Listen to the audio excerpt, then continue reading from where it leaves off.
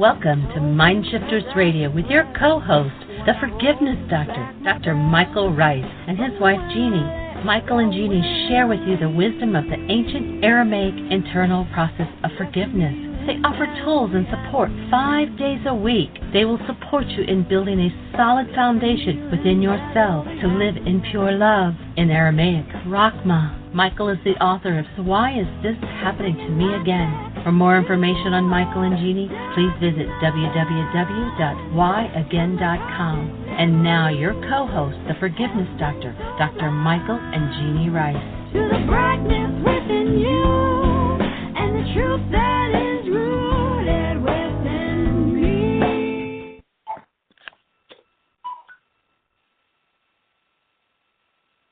Well, welcome to the show, everybody. We're delighted that you're with us today, and Carol is on the switchboard today. Are you with us, Carol? I am here, Michael. How are you? Oh, cool. I am doing well. We're just rocking along, and welcome everybody to the show. We're delighted that you're with us, and we're delighted to be sharing and supporting you in learning the ancient Aramaic process of forgiveness.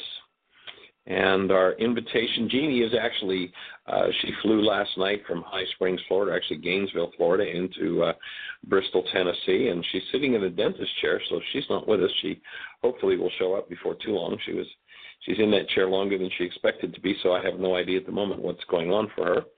If you would just hold her in light, that would be nice. And otherwise, we have an invitation, and the invitation, as usual, is to be part of the team that changed the world, to support and become part of the changing of the dynamic of war on the earth, and to make a space where it's safe for human life to show up. And the way we invite you to do that is to choose to be 100% responsible for your life. You know, we live in a culture where we're taught that everybody else is the cause of what's happening inside of us. You know, we say to people, you made me angry, you made me sad, you made me afraid, you hurt me, you really have a problem. You ever said that to somebody? Well, the question I ask is, if they're the one with the problem, why are you the one with the pain? Something about that doesn't make sense. Obviously, if they're the one with the problem, they'd be the one with the pain. If you've got pain, maybe you've got a problem you don't know about. If you're in some form of hostility or fear, then what's happened, if you're talking about and conversing about and pointing the finger at somebody else, is you're hiding from a part of your own mind. You're hiding from the part of you that's in need of healing, and we're here to support you healing those parts of you. And the way that you heal those parts of you, the way we make it safe on planet Earth for human life to show up, is through forgiveness. Now, the culture teaches a backward idea that forgiveness is about, I let you off the hook for what's happening inside of me. And my offering to you is that has absolutely nothing to do with forgiveness. That's an idea of pardoning. It's a nice idea, but it's not forgiveness. But if you let somebody else off the hook, I forgive you, or you let yourself off the hook, I forgive myself, you're using false words to describe a process that doesn't happen. The process that's actually going on there is one of pardoning. Okay, I let you off the hook, but forgiveness is about how I go inside myself and change my own internal dynamics. It's how I remove the source of my hostility or fear. And when I do that, I make it safe for human life to show up. Now, when people ask the question, well, Michael, okay, what's human life? Well, it's interesting. There's so little of it on the planet, we don't even have the language to describe it. But there is a really easy definition that you can go and experience for yourself, and that is just hold a newborn child. Any mother, any father, any aunt, any uncle that's ever held a newborn knows exactly what human life is. And it is this awesome, active presence of love that is designed to light up your structure 24/7, 365. And when we come into the world does its best to knock it out of us. The world does its best to activate the genetics of hostility and fear and to play out that hostility and fear in every corner. And if you have a family system that doesn't do that to you, then they'll probably send you off to a place they call school, where they'll introduce every form of insanity that if you've never seen it, you're going to see it pretty quickly. You're going to see the child and get to experience the rage of the child who's been sexually molested, that's been beaten. You're going to get to experience the child that's been abandoned. You're going to get to experience all the realities of the insane culture. And they'll call that socialization. Thank you. Make mine vanilla. If you want to truly experience a human life and you want to live a human life, you've got to be willing to remove the aspects of the culture that take away human life. You've got to be willing to remove, to face, to own all hostility and fear in you. But what the average person does who's in hostility or fear is they deny ownership of their hostility or fear, and I'm only mad because of what you did. I'm only mad because you hurt me. Well, I'm only saying these hateful things because you said hateful things to me. Excuse me. That's all a lie. You're mad because there's mad inside of you. You're sad because there's sad inside of you. You're hateful because there's hate inside of you. And forgiveness breaks down the veil that keeps you locked out of those dynamics within you. And we each have the dynamics of 1,000 generations of that in us. And it's time for us to start to crack that veil. It's cracked through forgiveness. Forgiveness, and until you heard it from the Aramaic, you've probably never heard this anywhere on the planet before. Forgiveness is a tool for removing content from your mind, from your body, from your emotions. It's got nothing to do with letting other people off the hook because that content's there. And when you say, I forgive someone else, you just reinforce the content that's there energetically. So we're here to support you in learning that forgiveness process, and of course, it's freely available when we travel. 99.9% of our workshops are free, open workshops, and we're committed to giving the tools away. And you can go to our website if you want to engage the conversation. On the right-hand side of the site, whyagain.com, there's a link that says Download Worksheets. If you click on that link, the first 7 links will give you the whole forgiveness story. It'll give you a new chapter 24 of my book, Why Is This Happening to Me Again? It'll give you our latest forgiveness worksheet process, and it'll give you 5 different radio shows where we spend an hour walking somebody through the whole worksheet process. So you've got 5 hours of instruction on how to do the worksheet. One of the excuses people use to not face themselves is, well, I just don't know how that works. I just don't know how to do that. Well, there are 5 hours on the site. Go listen. It'll walk you through it. And then if you're still not clear and you have questions, that's what we're here for. Pick up the phone, call 646-200-4169. Ask your question. We're here to support you in it. We're here to create a place where it's safe for human life to show up, where this tender, gentle, awesome, active presence of love that you are shows up in your physiology, in your emotions, in your family system, in your neighborhood, in your culture, in your world. And we hit critical mass, guess what's going to happen? It's going to become safe for everybody to do that. That's when we get to play the real game of human life. That's what real life is going. That's when we're going to see what real human life is about. I use an example of, let's imagine we have a kid that's brought up in a motorhome, traveling on the road, and the family has a toaster, and the toaster is designed to plug into, a wall socket in a home, 120 volts. But there's only 12 volts in the motorhome, so they plug the toaster in.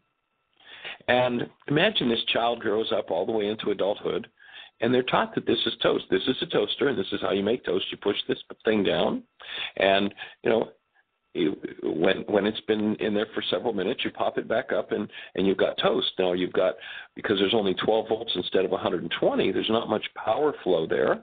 And so you get this slightly warm bread, and you call that toast, and you really think that's toast. Of course, the person who thinks that's toast has never experienced what toast is. What we call human life, this rage, this grief, this loveless toil that most people fill their lives with, that's not human life. Human life has almost been disappeared from planet Earth. And what we're here to do is to restore human life to the Earth. So that's our project. We invite you to be part of it. And again, our calling number is 646-200-4169. Dr. Tim with us today, Carol, or is David with us?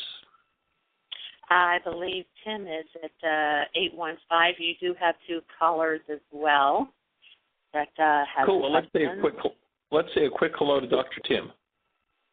And it is. I just want to make sure, David is 417, correct? Correct. Yes. Mm-hmm. Okay. Yeah, I think they're both here, working on opening up David. But Tim should be on the line. I'm here. Hey, Dr. Tim. How do you be, sir? Thank you, Carol.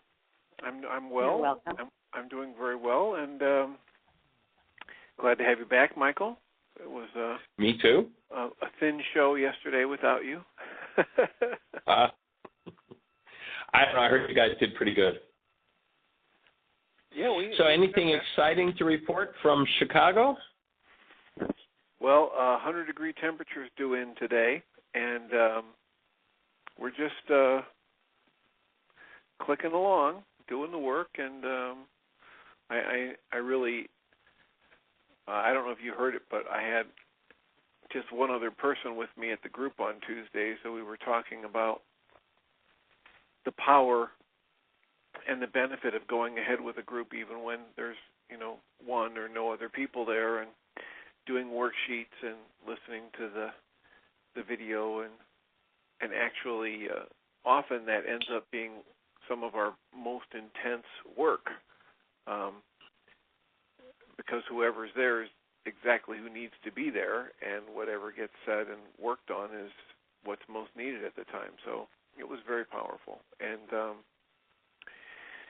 very nice that at least one other person showed up to share the space with me on Tuesday, and I got another insight about the worksheet I did, where once again the thing that I was convinced was upsetting me about this other person and what they were doing turned out to be exactly what I was trying to do with them.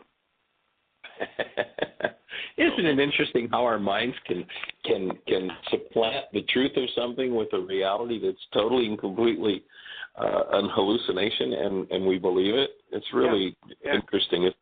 Completely hide it from me that, when I say, I don't want you to do this, and this is upsetting me that you're doing this, and why don't you stop doing that to me? And in the process, it's exactly what I'm doing to them, or trying to get them to do, or upset that they aren't doing. So, right.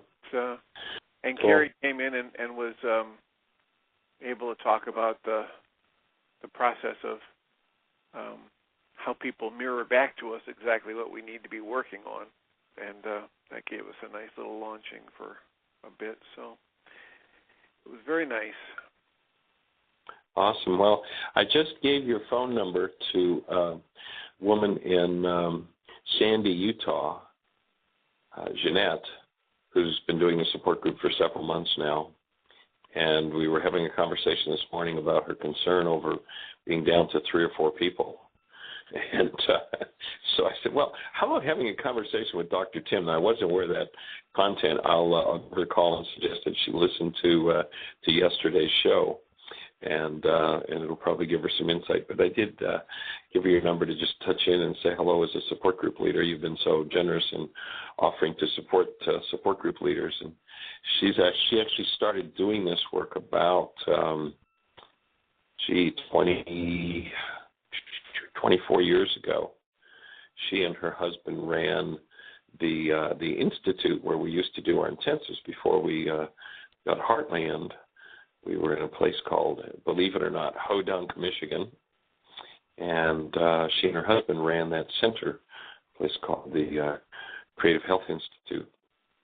And so she's recently picked up the worksheets again and started. They had taught it for some time and traveled teaching it, and just recently picked that up and started doing support groups and is doing some major work. So if you hear from Jeanette, you'll know what that's about. All right. I'd be happy to hear from her. Awesome. And David, are you there, sir? He should be. I am. Awesome. Do you have anything to share with us today, David? I'm just listening into the group, and the group is in another location listening in. And, one of the things that came to me when as your introductory to the show and your invitation for people to go to the website, download the book free, download the worksheets free, download and or listen to 5 hours of how to do the worksheets. So there's plenty of instructions about what to do, and it's always about applying the information. And I think that that the application of it is that then there's an experience of it. Through the experience of it, or through doing the exercise, it will point me in the direction of having an experience of true creative essence of my true self, whatever the word is used to identify that.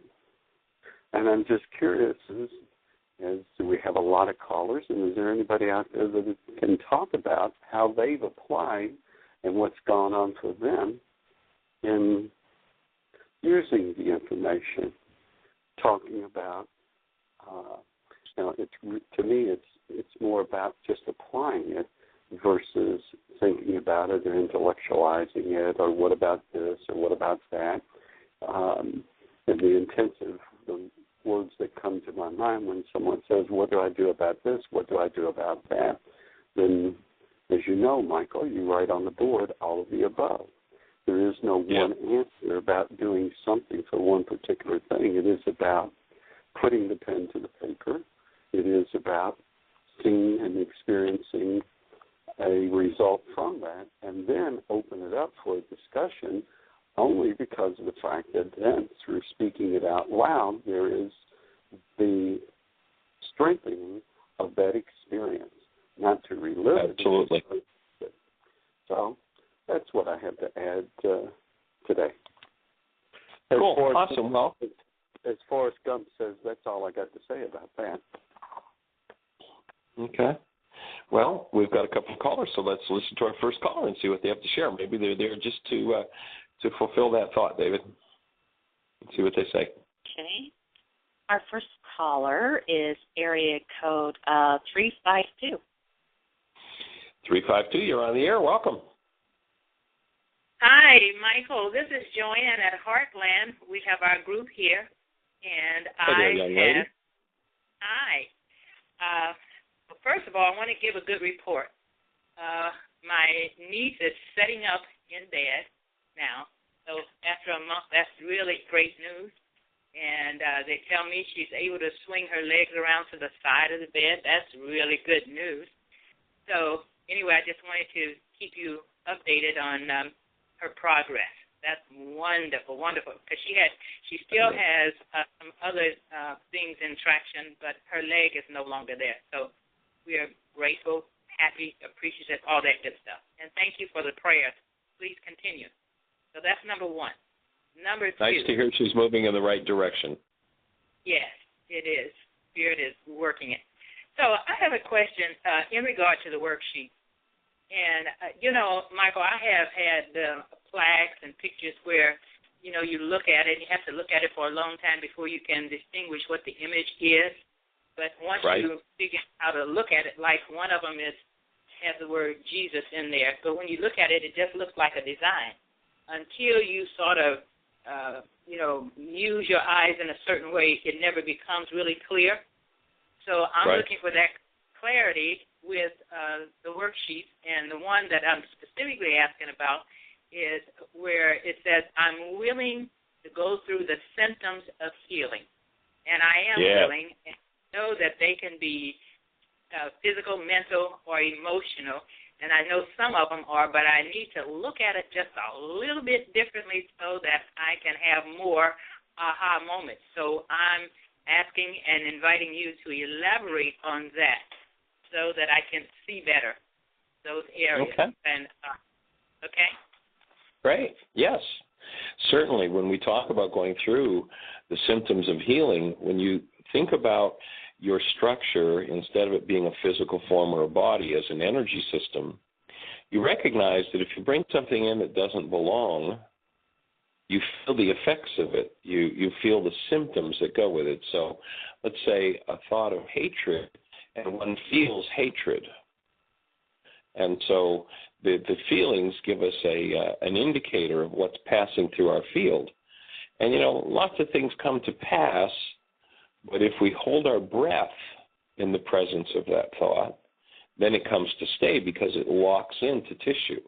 And so holding the breath acts like a drug to lock that energy in.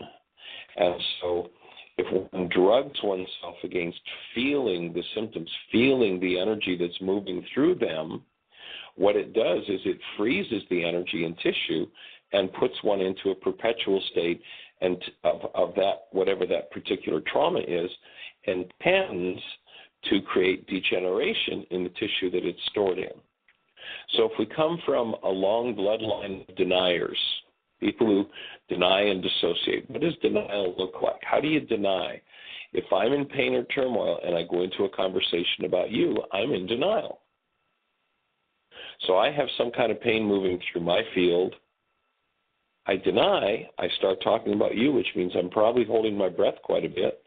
I'm literally locking that energy into tissue so that the symptomatic energy of that particular thought, feeling, experience is now being locked in on a tissue level. In order for me to heal, and locked in on a tissue level, wherever it's stored, the mind functions, I would offer, through every cell in the so-called body. And so wherever that energy is stored in the tissue structure, there's going to be a dis-ease, a lack of ease in that tissue. So if the energy is stored in the big toe, somebody's going to look and they're going to say, oh, you've got the big toe disease. It's like, no, actually what I have is I've locked hate, fear, anger, grief, criticism, condemnation, gossip, slander, whatever it is, into that part of my mind, and locked in there on an energetic level, it literally distorts the cell, which people then tend to call a physical disease. If I take exactly the same energy and I lock it into the kneecap, somebody's going to look and say, oh, you've got the kneecap disease. If I lock it into the liver, the lung, the heart, the brain, they're going to say, oh, you've got, cancel the thought, the liver, the lung, the heart, the brain disease. And when you break that word down, dis-ease, there's not an entity called disease that's out to get us. We lock energy into tissue and begin the degeneration of the tissue that's stored in. And we lock in because we don't want to deal with, feel, or experience what's going on in our lives. And the breath is the key as to how we lock it in. So you'll notice in the worksheet there's a reminder at several germane points in the process to breathe. And so as you breathe and you choose to forgive, what you'll do is you'll start to access directly those energies that you've dissociated from. And when they start to move back out of the structure again, they look exactly the way they looked on the way in. So, if a cockroach goes in the house and you throw it out, it looks like a cockroach coming out of the house. If a mouse goes in the house and you throw it out, it looks like a mouse going out of the house. If a bat goes in the house, it looks just like a bat when you throw it out. If hate goes in your tissue structure, it feels like and looks like hate on the way out. If grief, if pain, if rage, if guilt, if condemnation, if sadness, if slander, if vengeance goes into your house, your temple, and then you build a barrier against seeing it, you will hide it from yourself and you'll begin degeneration on a tissue level. When you open the veil of your temple, and the veil of the temple is built with the breath, in the ancient teachings when they said the veil of the temple must be rent in twain, they were not talking about a purple curtain in a church. They were talking about a barrier between the subconscious and the unconscious mind. It's a false barrier built by holding the breath, and it's what locks those energies in on a tissue level. And then the conversation of denial, I'm in pain or turmoil and I talk about you, hides it even deeper. So when I become willing, and of course, how many generations has it been going on in your bloodline? I mean, how many children have you heard about? I mean, they inherited the tendency to hold their breath, and they would hold their breath until they turned blue and passed out. I don't want to feel this, is what that holding of the breath is saying. Now, one gets to a little more, grown-up level, and you're not allowed to hold your breath and turn blue and pass out anymore. But you watch most people, and they subventilate most of the time. They are not breathing. They hold the breath and lock that trauma in on a tissue level.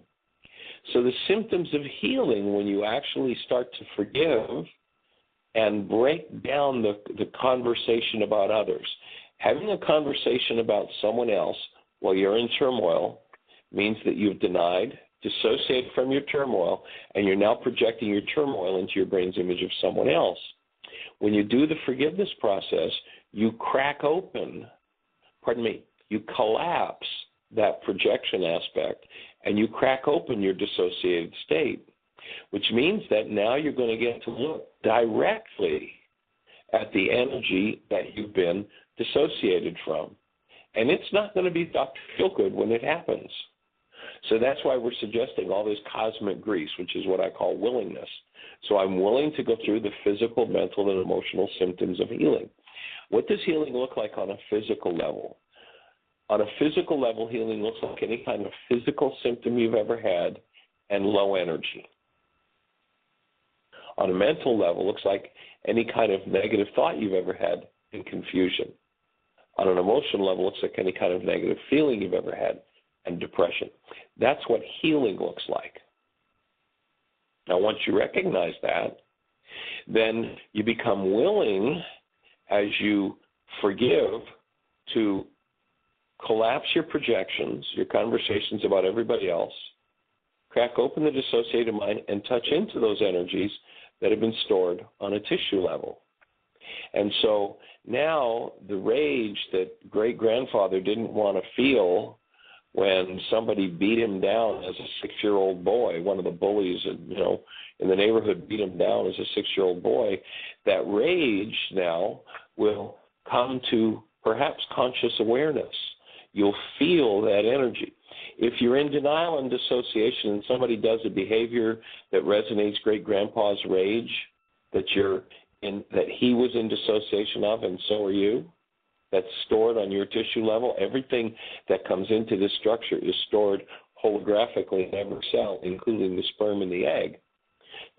Every insane, rageful, painful, grief-stricken thought that mom ever fed into her structure was stored in every egg in her body. Every rageful, hateful, grief-stricken thought that dad ever thought was stored in the sperm in his body, in the genetics. And it was passed from generation to generation. And so as you become willing, as you recognize that you live on top of these generations and that the old generation has to die off. Now, in Aramaic, that didn't mean everybody in old physical bodies had to physically die.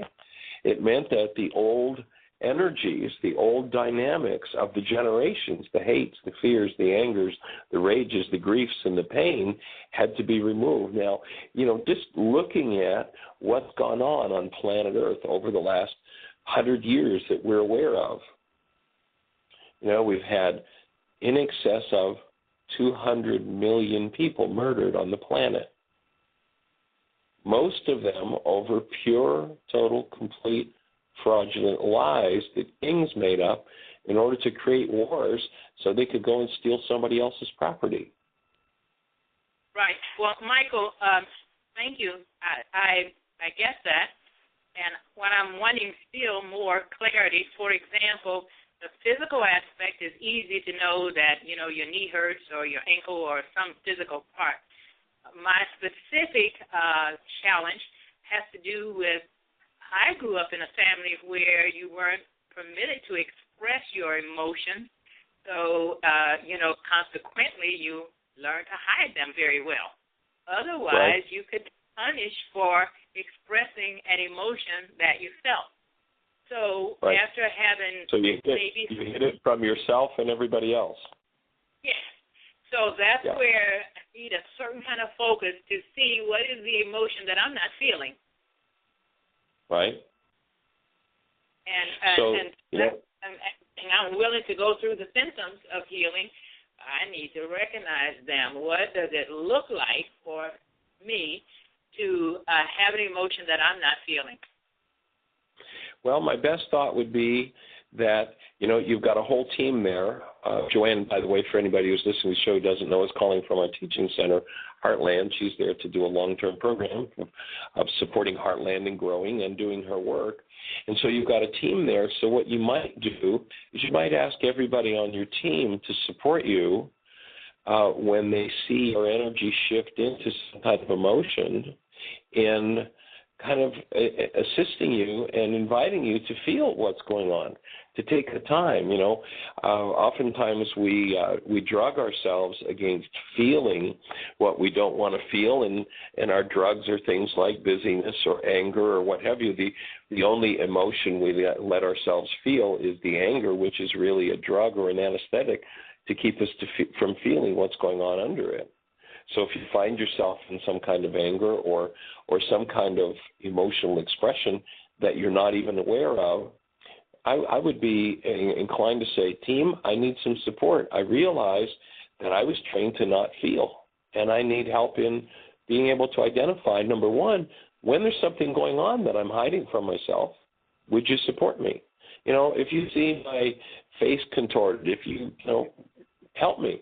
You might invite your own body, own form, to give you a clue.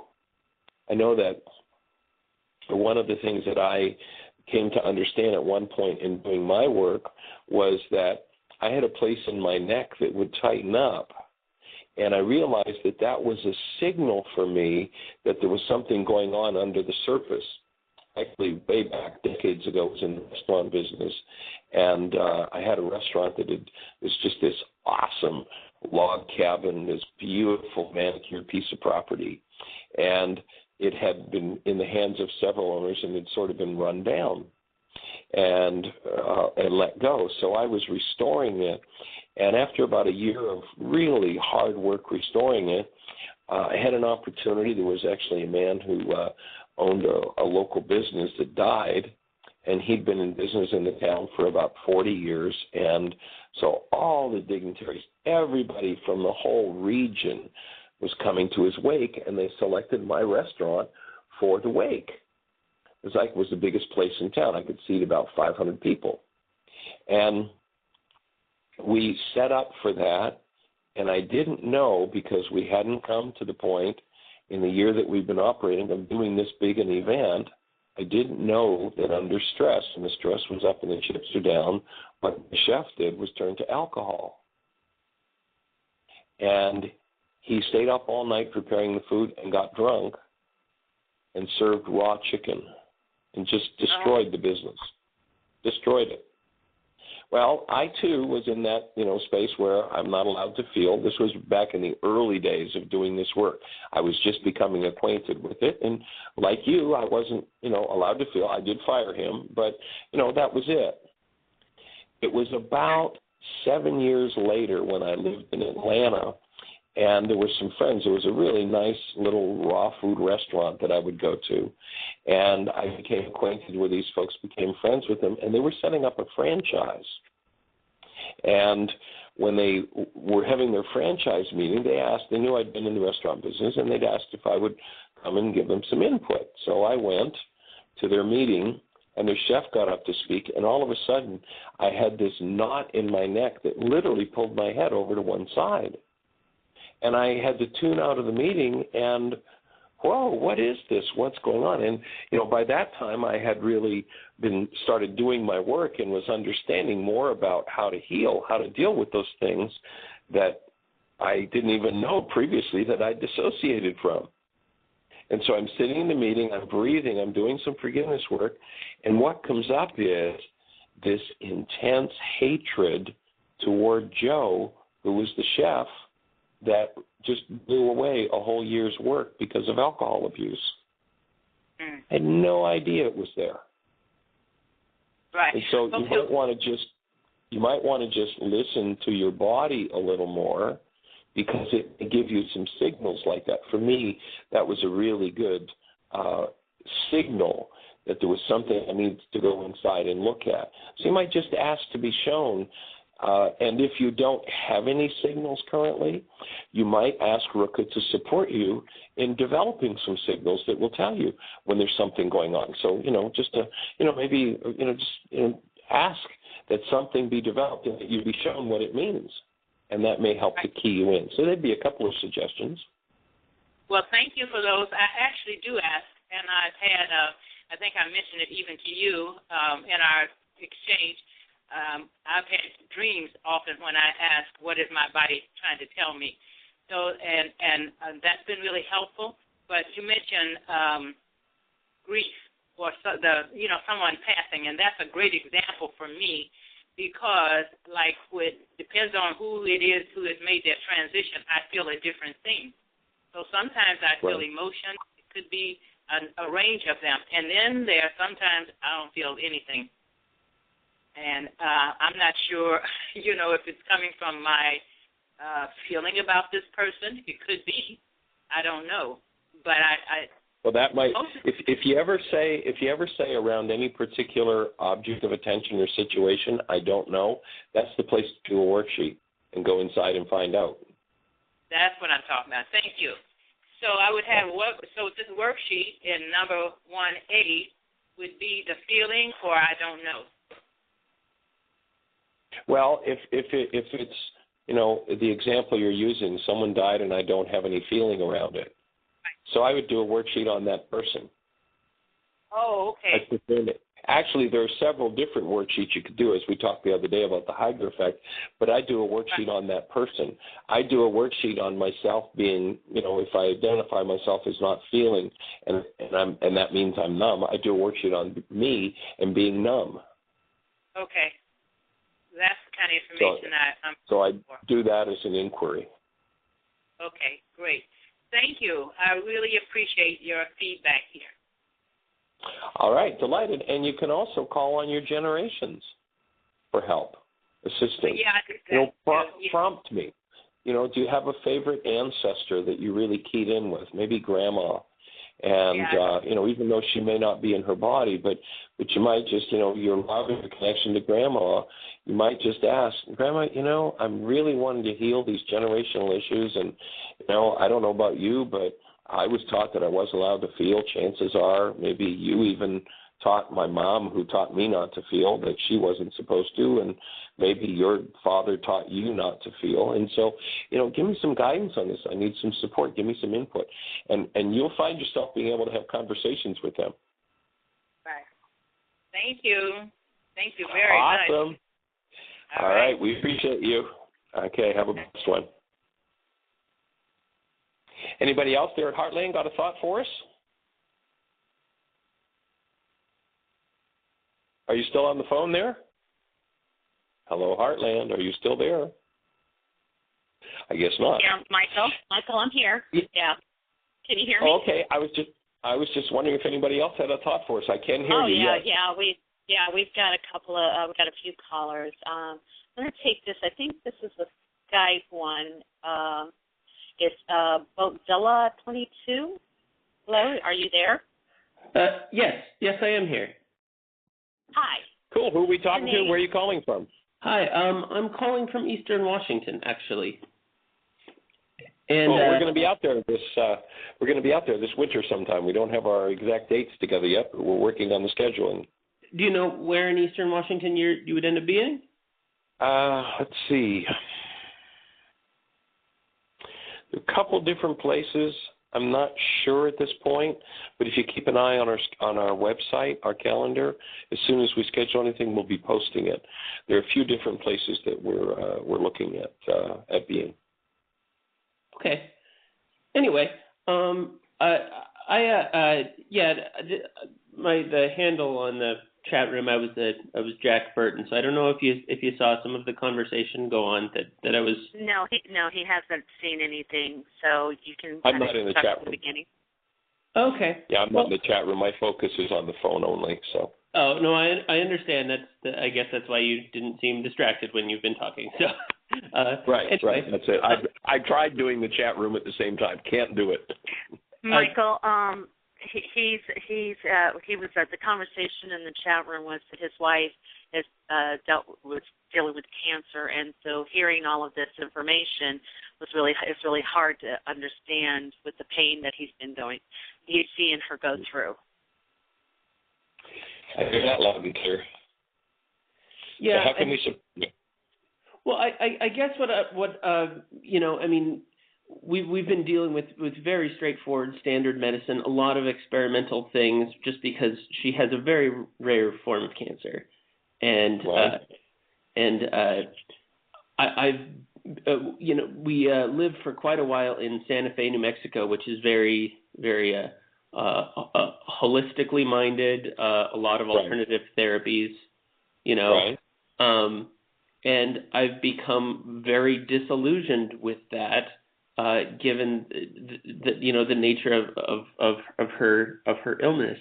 And I guess it's I hope I sound very respectful, because I'm not trying to be antagonistic, but sure. It just seems tough to believe that all of the pain and honestly just horror that she's gone through is related to her mental state and dealing with emotions and herself there. I'm just curious, what do you feel about things that are way more tangible than aches, pains, and headaches and things like that? When this is something that's baffling doctors that have spent their life studying medicine. I'm just curious what. I hope that doesn't sound disrespectful. I just want your perspective. No, not in the least. No. It's an awesome and very, very valid question. No question about it. And a couple of things I would suggest. First of all, one of the first things I do when I get off the phone, off this radio show, is I would get on to Amazon.com, and I'd order the streaming of a video called Brzezinski, Cancer is Serious Business, and I'd watch it, and I'd check out what Brzezinski's doing. Okay. And I don't know the spelling of his name exactly. It's Bryzynski, I think, but something it'll come up, I'm sure, if you Google it. It's Brzezinski, Cancer is Serious Business. And so I'd be checking out Brzezinski first, like right off the bat. And the other thing, you might check into some work of a man named Bruce Lipton. Bruce Lipton is on the cutting edge of medicine, and he's a cell biologist. Now, a lot of medicine totally rejects what he's doing because it doesn't follow the orthodoxy. And if you look at the orthodoxy in most things, orthodoxy tends to be myopic. It tends to say, I already know, and therefore there is no solution other than the one I think might work out of what I already know. And maybe the reason that answers aren't being found is because we don't know. The experts don't know. The breakthroughs in most fields usually come from someone who is not trained in the field, who's outside of the field. Strangely enough, if you look historically, that's what happens. But still, everybody goes to the experts who already know. What Bruce Lipton is showing is a cell biologist. He's a 20-year medical researcher and taught cell biology on a university level. And what he's showing is that when you think a thought, your thought literally turns into a molecule called a neuropeptide. There's a woman who wrote a book called Molecules of Emotion. Her name is, let me get her name, it's Candace Pert. She's a former head of brain bio research at the National Medical Institute of Health. You don't get much higher than that in a scientist. She's the woman who discovered opiate receptors in the brain. And she says, quote, and I couldn't give you the whole quote, but I can give you the last part of her quote. If you Google her, you'll find this quote on the web too. Mm-hmm. As former head of research at Brain Bio National Mental Institute of Health, she says emotions can kill or cure. How do they do that? When you think a thought, you produce a molecule called a neuropeptide. The neuropeptide circulates around in the body until it finds a cell with a receptor site that matches. It lands and locks into that cell, and then the cell replicates the neuropeptide chemically. And now you're living with the chemical distortion of the thought. Yeah. And so what we're offering is that, and we're not suggesting in any way, shape, or form that we're treating anything, but what I'm offering is that part of a truly holistic. And if you look in the ancient teachings, the word holy didn't come from being down on our hands and knees, with our hands folded. It came from doing things on every level. And I strongly urge people to do whatever they can do nutritionally to support themselves, emotionally, physically, and consult the best experts in every field possible. But if you leave out, if you've got a particular community that's devoted to trying to treat effects and suppress effects, as opposed to looking toward cause and dealing on a cause level, then you oftentimes come against a blind alley because you're not dealing with what's back of and superior to what's disorganized the cellular structure into whatever disease is expressing. And I'm just offering that one of the factors that needs to be looked at is what we've done with our minds. We come from a long line of deniers. We come from a long line of people who went, oh, well, there's the physical world and the mental world's disconnected, doesn't mean anything. Well, you start doing the research, and the cutting edge of medicine, and it's been around for a long time now, says molecules of emotion are killers. And as you start to look at that component, you've got one more thing that supports you in being holy, holistic, truly whole, and really, truly healing. At a certain point, though, would you agree that it does get to a point where that it's beyond the care of that? She had a 25-pound tumor removed from her stomach that was wrapping around major organs, and at that point, there was nothing holistic to do. Mm-hmm. She nearly died. First order business will be go get that thing out of there. Absolutely. Yeah, and at this point it's growing back now, and the doctors don't know what to do. We've been to cancer care facilities in 3 different major cities, and they do just call her the enigma. Nobody knows what's going on. Check out Brzezinski. Check out Okay. Brzezinski and see what comes of it. Okay. And I would support her in beginning to do the worksheet process and see what she finds. I can promise you this: it won't hurt her. Yeah, it will maybe put her in touch with some things that she's going to get to deal with that she hasn't previously dealt with, and there may come a moment where, as she does that and has the support of doing it, and I'd suggest that if she chooses to do that, you do it along with her. There may come a moment where that energy is totally going to shift, and the doctors are going to go, we don't know where it went. There will come a moment where that will happen. I have seen that happen. Considering how mysterious it is to them right now, I wouldn't be surprised if it mysteriously left with proper, That would be my support for her. And the most important thing I think that you can do is to deal with and move through, forgive your own fears, your own grief, your own pain at this, and to really step into, we were talking earlier about that newborn state, to really step into this being the space of this powerful, active presence of love. A lot of healing in even the medical world, everybody acknowledges, well, we gave this person a poison pill and they got better. Why did they get better when they took a poison? It didn't have to do with taking a poison, but in many cases it had to do with the active presence and care and concern and love of the doctor. That was the real healer.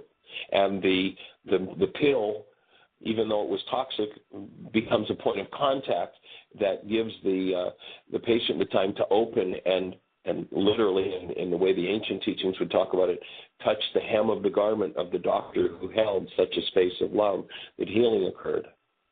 And as you become that space, you'll support her on still another level and give her one more factor that will move her in the direction of the wholeness that she's designed to be and the true being of love that she's designed to do. And as that enters her form more fully, it's going to be part of what will move energy through her form in a way that's going to increase her odds of total physical well-being. Again, I really do appreciate that you being willing to kind of, approach what I kind of thought was pretty tough questions I'm throwing at you here. So I appreciate it. I'm willing to face any question that needs to be asked. That's what we're here to do. That's what our support is about. Having done this work for 45 years, I've dealt with just about everything you can imagine. And yeah, there are tough situations, and this certainly sounds like one. And we are here, we are happy to hear from you every day that you have a question, if you choose to engage in this as a part of the support of her healing process and your healing process as well. We're here to support and be part of it, and every tough question that comes along, we're happy to field and do the absolute best we can to support in answering it. And if there's not an answer, I'll go to do some research and see what answers I can find to assist and support you. Well, thank you, and you may be hearing from me again. So I hope we do, and we definitely surround you both with our hearts and with our love. Thanks very much, sir. We appreciate your call. I'll hold you in a blessing. Bye-bye. Okay, bye-bye. So we've got, one of the beauties of this radio show is we have this community of people all over the globe. We have people in the Middle East listening right now. We have people in Asia. We have people all over America. And I just invite everybody to surround Jack and his wife in that active presence of love and that support. Yeah, as we hold the space. It's a hard space for when you're seeing right there in it, why they're going through it, and so it's easier for everyone else to step up and hold that space for them. So we're here to hold the space for both of you.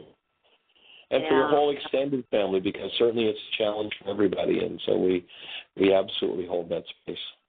And we most earnestly welcome every question you can possibly ask. Well, you have 3 more people on the switchboard. Oh, awesome. Well, let's talk to somebody. All right. Let's take it. Now, we have 2 954 numbers. This is 954-607. 607, you're on the air. Well, hey there, young lady. How are you? I'm doing great, thank you.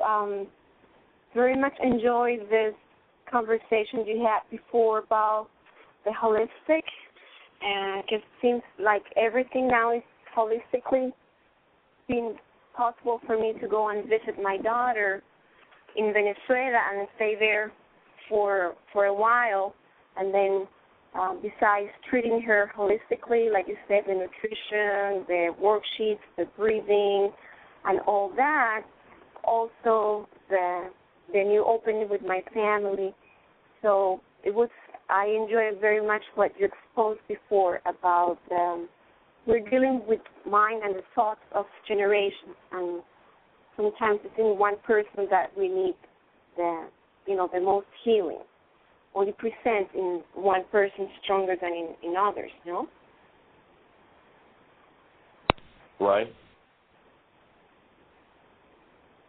Yes. So do you have something to share with us today, Nene? Yes. Well, yes. 2 things. Tonight is a support group. It's becoming very strong, and I call now the bilingual support group. Last week we had English-speaking people, so I have material in English and Spanish, and it's in Coral Springs. Cool. So anybody that wants to join Nene tonight, people start to gather at 6:45. The support group starts at 7 o'clock in Coral Springs, and the address is. It's in the website. Okay, so if you go to whyagain.com under support groups, you'll see Coral Springs, and the details are there to get in touch with Nene. And or if you want to leave your phone number. Yeah, 954-607-9539. So you can call Nene and get directions, and you're invited if you're in the Coral Springs area. And so you had a second thing to share with us, or thought, Nene? One more thing and then a thought. One more thing. On July the 7th, which is a Saturday, I'm going to have a whole day workshop with Mind Shifters and Still Breathing workshop. and starts 10 in the morning until 7 p.m. at night or whatever. And so everybody's welcome. If you speak Spanish, you're welcome. If you speak English, you're welcome, because it's bilingually taught. And then you can do your mind sister in your own language. Fabulous. Well, that's cool, and we'll be joining you energetically in doing that. I actually just talked to someone who's been doing our work for about the last 20 years in Asheville, North Carolina, and we're going to be finishing in Bristol, Tennessee on the 6th, and so I'm going to be heading down to Asheville, and on Friday night, or actually it's in Weaverville, which is just north of Asheville, North Carolina, we're doing a raw potluck dinner, and then on Saturday morning, from 9 till noon, we're going to do Why Is It Happening to Me Again? So at the same time as you're breathing people in Florida, I'm going to be working with people in North Carolina, or we'll just join in support of doing that process. Yes, cool. Great. And one of my thoughts today, as we do the forgiveness, as we delete those energies, in the last step, where we create our new goal, like you said, in inspiration, in being in spirit,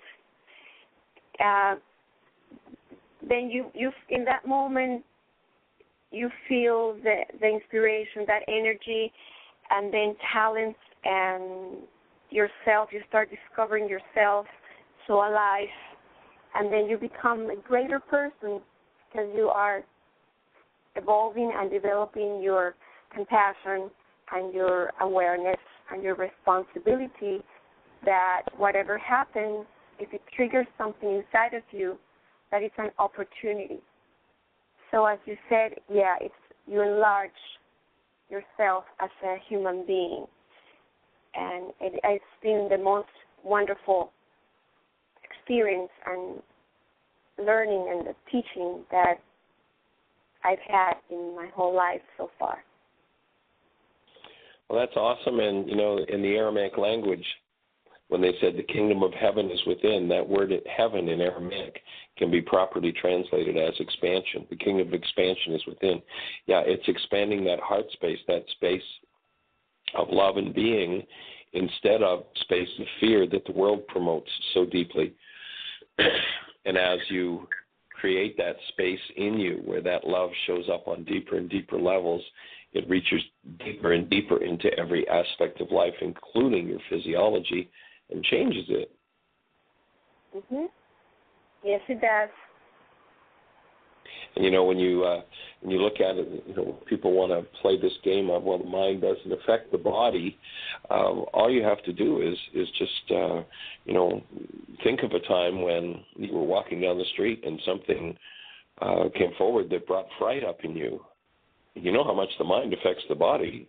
You see what happened to your heart rate. You see what happened to your stomach. You see it flip, and all the things that happen with that shot of fear that goes through. And there are cases where people have actually faced something that brought such terror up in them that literally their hair turned white. Now tell me that thoughts don't affect physiology and that it's all just physical.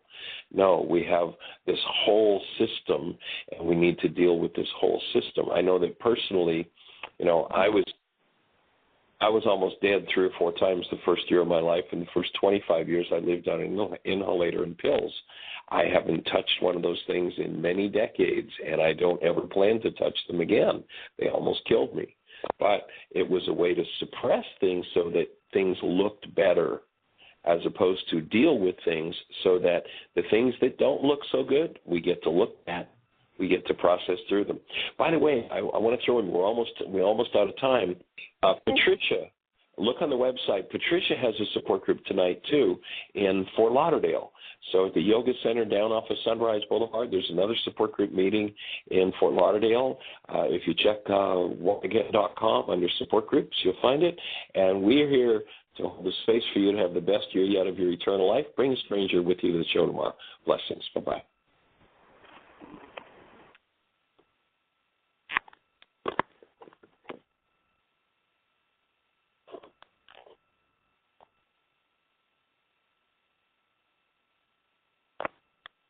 Evolving, Thank you for listening to Mind Shifters Radio with the Forgiveness Doctor, Dr. Michael Ryce, and his wife Jeanie, who present the internal Aramaic process of forgiveness. Michael and Jeanie are here every Monday through Friday on Earth Angels Radio. For more on Michael and Jeanie, please visit www.whyagain.com. That's www.whyagain.com.